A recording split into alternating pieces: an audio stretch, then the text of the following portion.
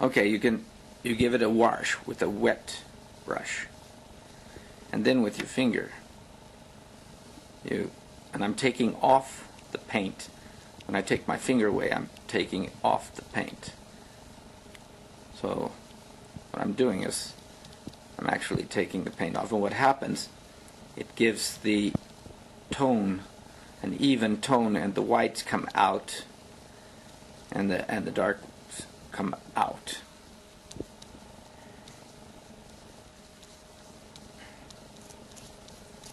So it gives it a plastic look, a roundness look. And then you go and apply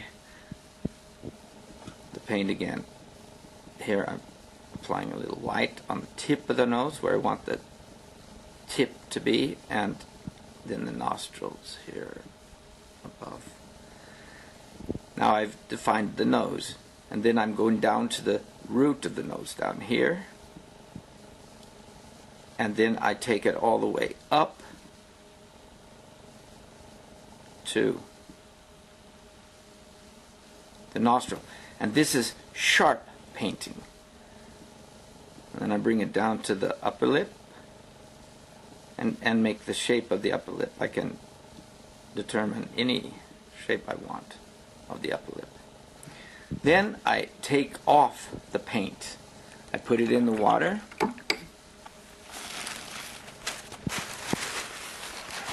And I'm taking off as much paint as possible.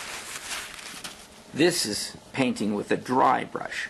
And if I paint with a dry brush, it spreads the paint over, and I can be more careful.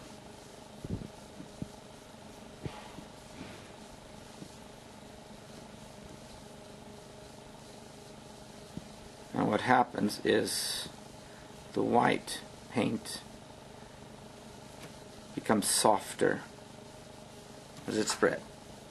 And now I've defined the upper lip. If I go and I put a couple of drops here, and then I take off the paint, and I can spread it out. So it's a soft turnover from white to brown. Now it's important here, when I build lines, I use the brown color. I don't paint lines as if I would draw the lines. So here I will, where the laughing wrinkle is, I will not draw the laughing wrinkle. What I will do is I'll save the darker paint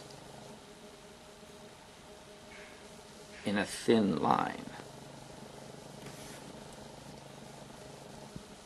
And that is so much better than if I were to draw it. Here's another drawing. If I draw, I want to bring out the nose here, and have a line there as if I'd drawn it. What I do is I don't paint. I go as close as possible. So two areas of two different shades build up a line. So here's one area, and here's another area, and in between it builds a line. But watch this. I can go like this. This is an area. This builds a line there, and it builds a line there. There's the line, and there's the line. And then I spread it out, and there's still a line there. If I want to soften it, I can soften. So I mean, use your hands or whatever. Now the lower lip will never be attached to this area. The lower lip is just, and if I draw in little things like that, it looks like the lower lips when it's dried. Tack, kan du gå och sätta dig?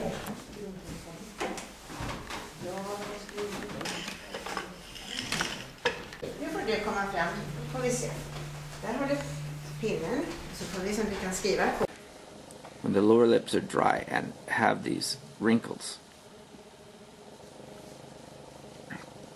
And the teeth, if you want to make something that looks like real, you can't have any straight lines. You can't have anything that is repeating. Nature does not repeat in itself. So if I give little defects to each tooth, it will look more like teeth. Now the eye. The eye is looking up that way. And now I showed yesterday how you can change the direction of the eye. But now I'm building up a little white only in one area. I don't do the whole. If I do the whole, it'll just look like, it won't look real. And then the eyelid there, softly. And then a little touch here for where two areas go together. The eyelid meets the base of the nose. And then here. Now when I get this far, as I also showed last time,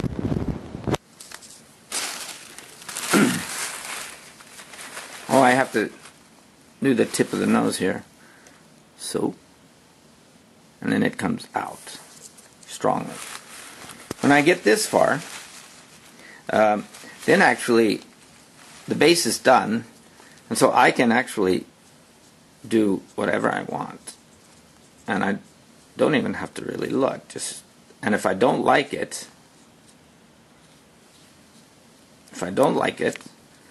I can take it away this way, or I can take a brush, fill it with water, a wet brush, and then take the areas I want to soften. And with my finger, I can make them dissolve into one area into the other. And it's a question when you want to stop. And notice that I'm only using a thick brush. The reason I'm using a thick brush is that later on we go into detail. And then I can use a tiny brush. But it's better when you're basically getting out the colors. It's better to have a bigger brush because you paint a larger area. Okay?